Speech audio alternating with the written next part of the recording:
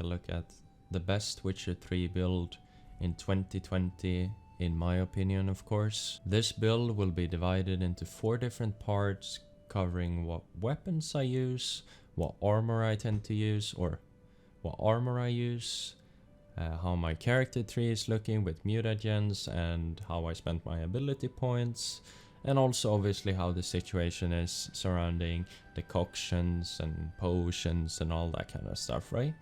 I will make more tutorials in the future covering other builds, like more specific builds like a sign build or an alchemy build or things like that, right? But today I'm gonna bring you the best build you can make in the entire game according to myself.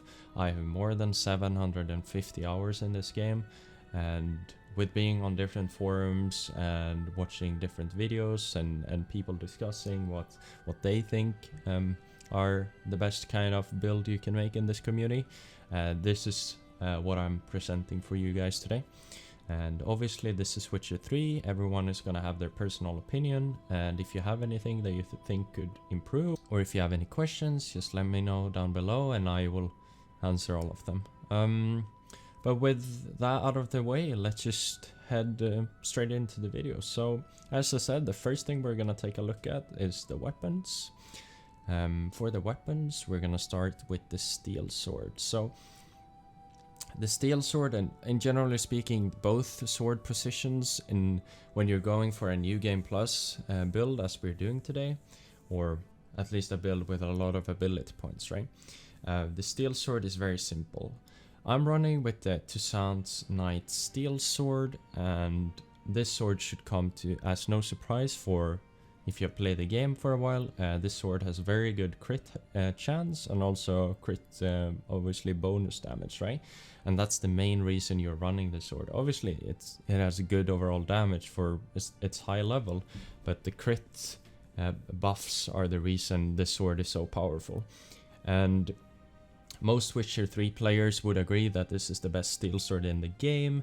Maybe you could make an argument for like high level Iris or the Hengaith sword that you get from the Unseen Elder Slayer. But apart from that, the Toussaint's Knight Steel Sword is just head and shoulders above every other steel sword in the game. And the same goes if we move over to the silver sword in this build. For the Arrd, and this should be very obvious for almost every Witcher 3 player. Arrd is the best silver sword in this entire game, and there's no other sword that can compete with it, mainly because you obviously can level it up, but also obviously for the damage buffs with hitting multiple hits. It's just very good, very good. And there's no reason you should play with another silver sword. I may do a tutorial in the future how to get Arrd, but if you don't know, just watch a YouTube video or read on the wiki. It's pretty simple. You just need to complete some quests and all that, and it's obviously available in the Blood and Wine DLC. But yeah, I don't think there's too much else we need to mention about the Arrd. It's a very good sword.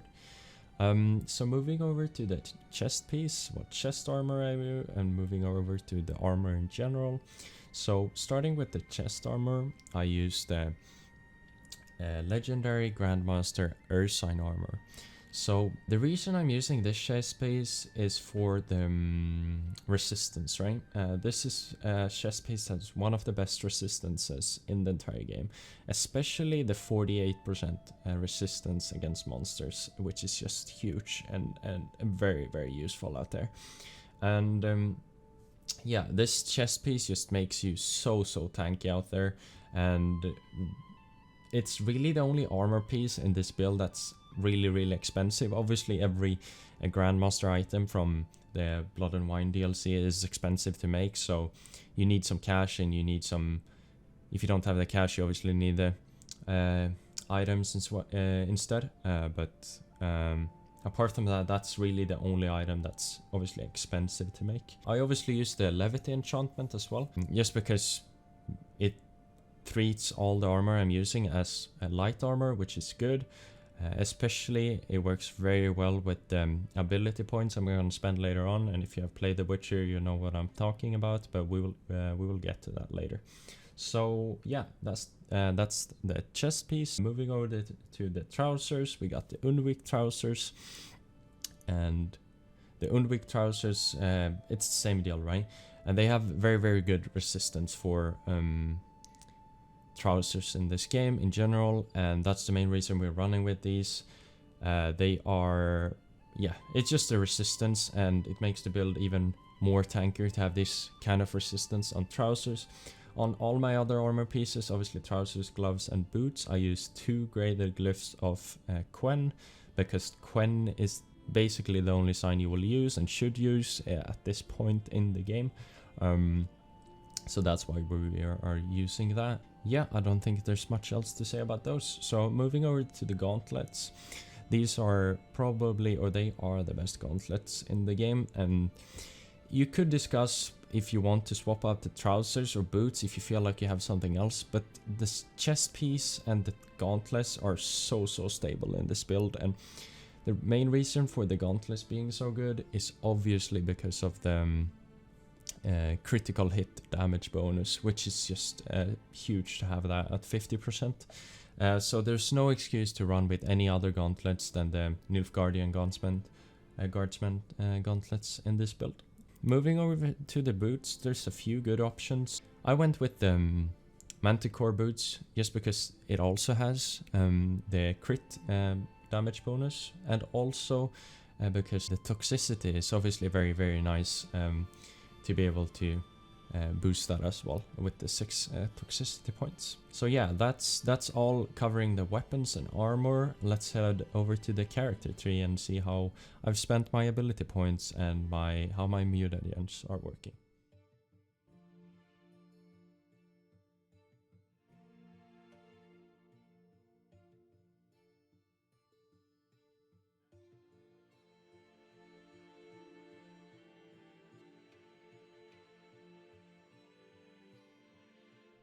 Moving over to the character tree, there's obviously a lot of ability points being spent here, and as I said in the beginning, this build is towards New Game Plus players. I have actually calculated, since there's 30 place of powers in The Witcher 3, all spread throughout obviously Toussaint and everything, right? If you get all those place of powers in your first playthrough, and then get all of them in your second playthrough, this build will be enabled, if I count correctly, that is of course at level 67 and above, which is obviously high, but I thought it would be worse, to be honest. So yeah, this is late game, New Game Plus, this is what we're talking about here. So for this section I will do this live in game with everything and without these kind of texts to simplify things as with armor and weapons, because the character tree has a good template here in game instead. So before we go into the ability points, how I've spent them and what's going on there, we're gonna take a look at the mutagens. So going in here, there's really only one option if you want to make the most effective build in this game, and that's obviously the Euphoria. And Euphoria is easily the best mutagen in the entire game. There's no debate about it. Like, if you want to make the most powerful build in this game, you need to have Euphoria. There's just no other mutagen even comes close. The only one that is decent and could maybe compete is the Piercing Cold. Since you're a very high level at this point, your enemies also have higher resistance, right? Which makes signs in general, and especially Piercing Cold, less and less effective the higher you go, right? So that's something that will just not work in late game, so to say. So that's why Euphoria is just so awesome, because obviously the more toxicity you have, the more sign intensity and damage you get, which is just awesome. It's really overpowered, to be honest, and most people know this. But yeah, that's the mutagen. There's nothing else to say about that.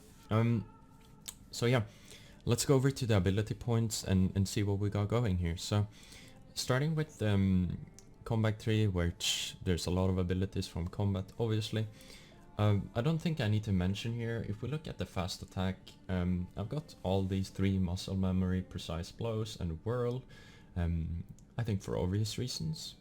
I don't have the crippling strikes, because the bleeding effect isn't that effective, and it's just a waste of a spot in your tree, to be honest, in my opinion, and I don't think it's that good. However, in strong attack, I have all the abilities, because they're all good, and especially Thunder Armor, the last one is really, really good.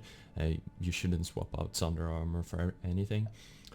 We can also talk a bit about Whirl and Rend. Obviously I have these two enabled because we run with the Severance enchantment, as I said earlier, and as you saw on the screen, on both the swords, so Whirl and Rend is just a must, and also they are both really, really good. In this build you will mostly use the Rend because you do so much damage, right? And you don't take that much damage, but Whirl is obviously fun to use, and it's good against larger packs or if you can hit multiple hits. But yeah, going over to the two other abilities that we got in this tree, we obviously got the Resolve and the Razor Focus. These two abilities obviously has a focus on adrenaline points, and with Resolve, for example, you don't lose as much adrenaline points when you're taking damage, and with Razor Focus you gain one instantly when you enter combat, and you gain the rest of the adrenaline points faster. So that's obviously very good. Adrenaline points in this build will mostly be used to casting Whirl and that kind of stuff, right? And adrenaline points is just good in general. Undying is one of, Resolve is one of the abilities in this build where you could swap it for something else if you'd like. It's not really super powerful. It's like good, it's very good, but there's also other good abilities in the game. For example, if I were to give you a tip, we could go into the general tab and look at rage management. There's a lot of people who have rage management in their builds.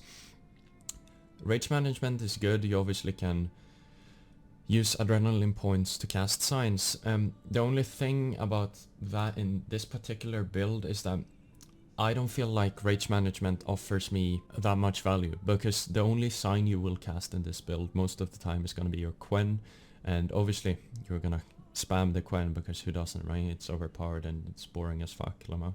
But either way, the Quen is just, you don't need to use your adrenaline points to cast Quen. What I use instead when I enter combat, and you will look at it later, is I use a Tonial potion when I go into combat, and that's fine. I never struggle with my Quen shield going out or whatever. It happens very, very rarely. But yeah, that's the combat build, or the combat point, so to say. So moving over to the signs, this is very simple. I don't have anything spent here, so and that's because signs, as I said, get more and more irrelevant the higher you go, and also because signs in this game are also kind of not very good, and these abilities are not super good, apart from obviously Quen is very, very overpowered. You could go for exploding shields, but it's just not worth it in my opinion. The only ability I would put here is Delusional for the dialogue options if you're playing the story, which is obviously very, very nice. This is not what we're doing right now though, so yeah, that's why I don't have it in the tree, but Delusional is obviously a good pick. Moving over to Alchemy, where we have spent a lot of ability points as well.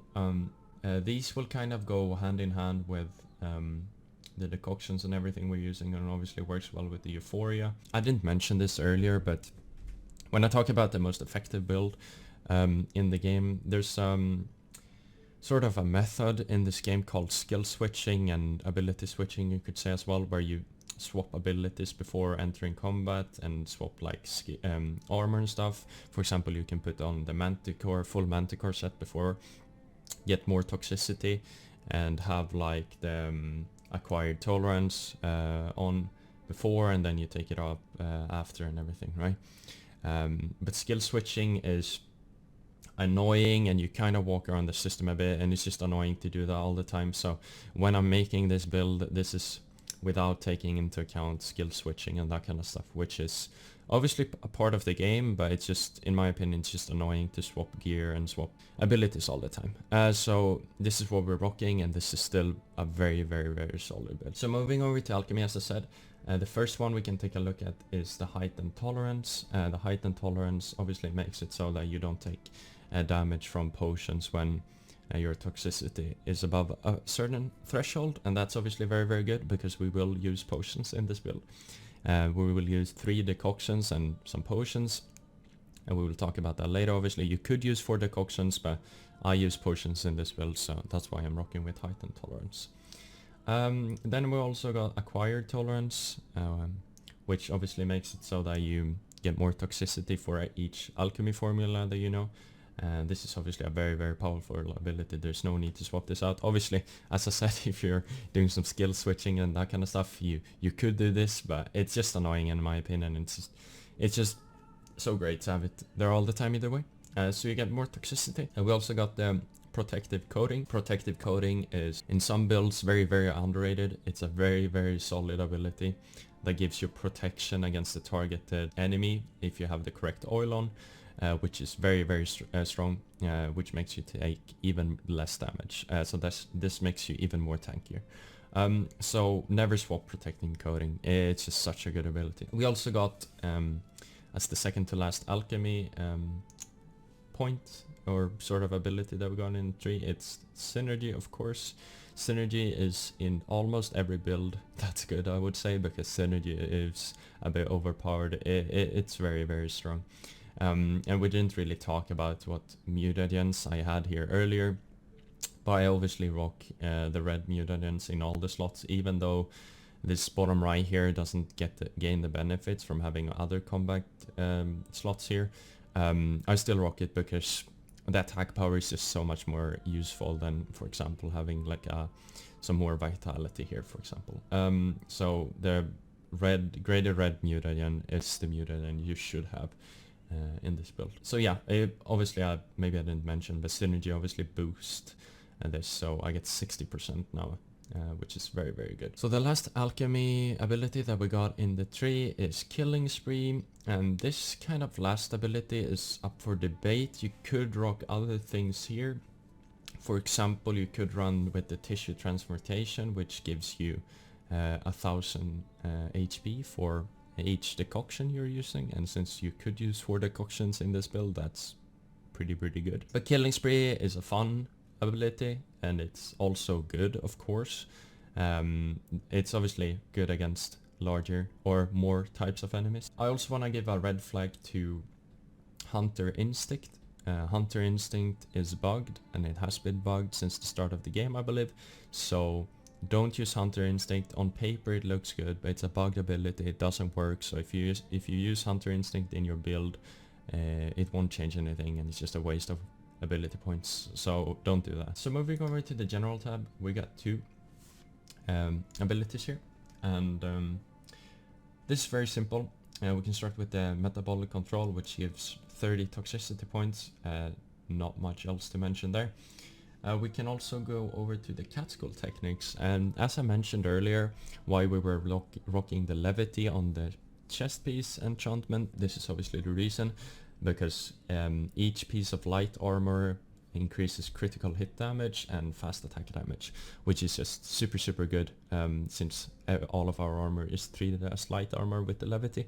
So catskill techniques, it's also a must in this build, and it's very strong. I think that's all abilities covered, and how my character tree is looking in general.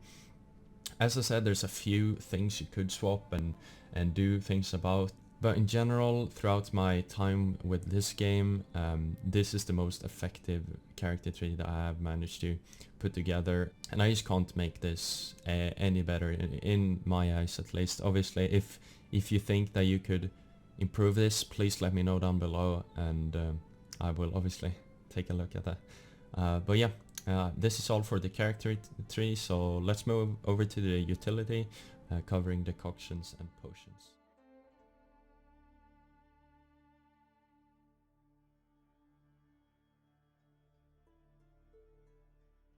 So moving over to the utility section, here I will discuss what decoctions I use, what potions I use, and that kind of stuff.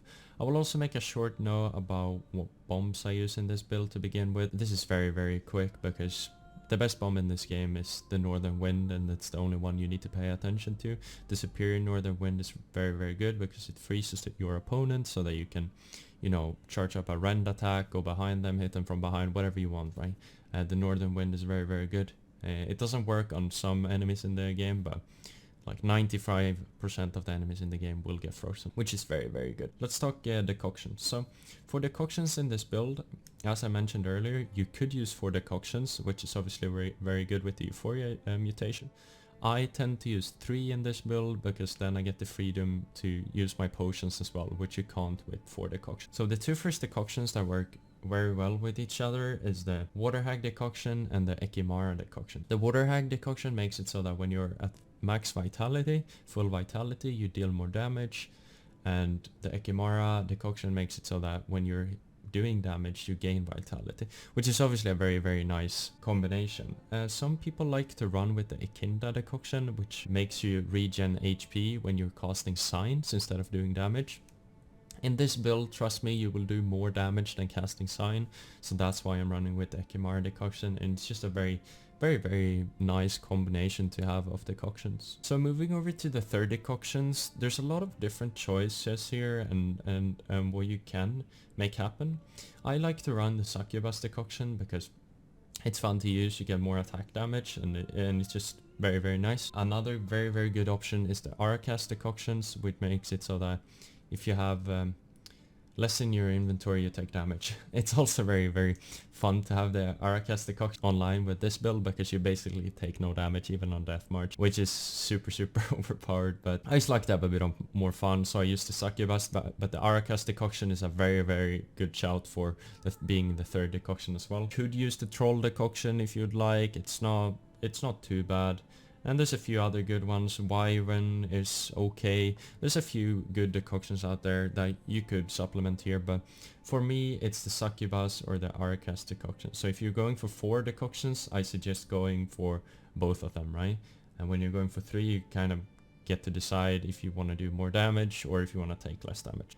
Moving over to what potions I use, this is very simple. I go into every combat, almost every combat, with 3 decoctions, as I said, and then a Tawny Oil and a Thunderbolt. Tawny Ult obviously regens your stamina faster, which is very strong because then you can just cast Quen without needing to care, and you don't need to spend adrenaline points doing so if you were to have rage management, which is a nice thing to have. And Thunderbolt obviously boosts your attack damage, especially during thunderstorms, which is obviously also very good. This also gives you the opportunity to use a Swallow Potion or a White Raffard's decoction if you'd like to heal up as well, because you have the freedom to do so when you have 3 decoctions. Just having the Thunderbolt and the Tawny Oil with the 3 decoctions make this build very good. You go into every combat with a lot of attack power, a lot of stamina, and a lot of sustain, which is 3 combinations that usually doesn't go hand in hand, and that's like what makes this build very powerful. Okay, that's basically all you need to know about my decoctions and potions and how to use them and why they're so good. Now I will give you some insight on the stats so that we can check the damage and everything.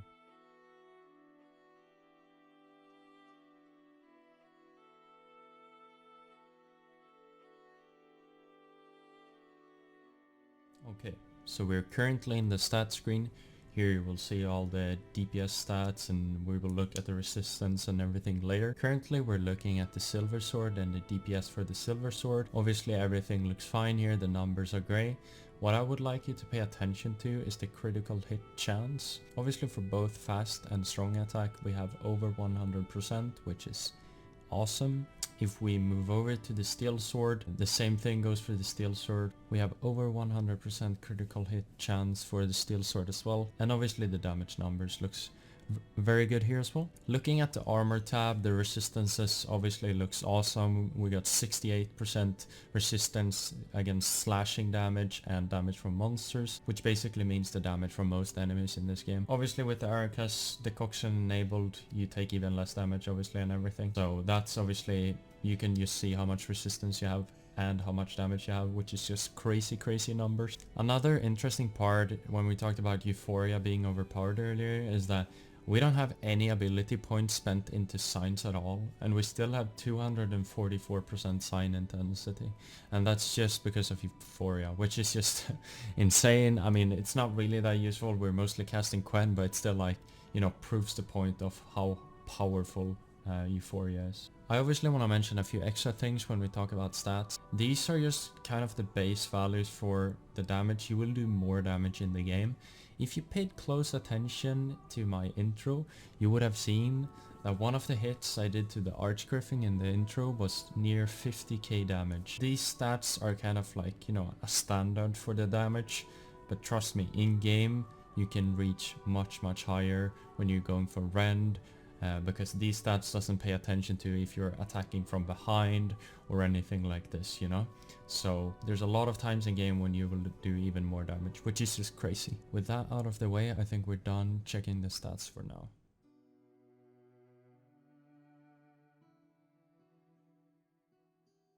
With that out of the way, I think we're done with this video. I don't think there's much else to mention. I mentioned what weapons, what armor, how I spent my ability points, what mutagens we're rocking, how the decoctions, potions and that kind of stuff work, and you have seen the stat screen. You saw a bit of the combat action in the beginning, and I won't show you more because it's much more fun if you get to experience yourself. This build is very strong, otherwise I wouldn't have made this video. As I said, this is the best build you can make in this game according to my eyes. If you have any questions or if you have anything that could be improved, please let me know down below. And if you like the video, let me know. I will probably make more of these tutorials, and I don't think there's anything else. Thanks for watching. I will see you in the next one.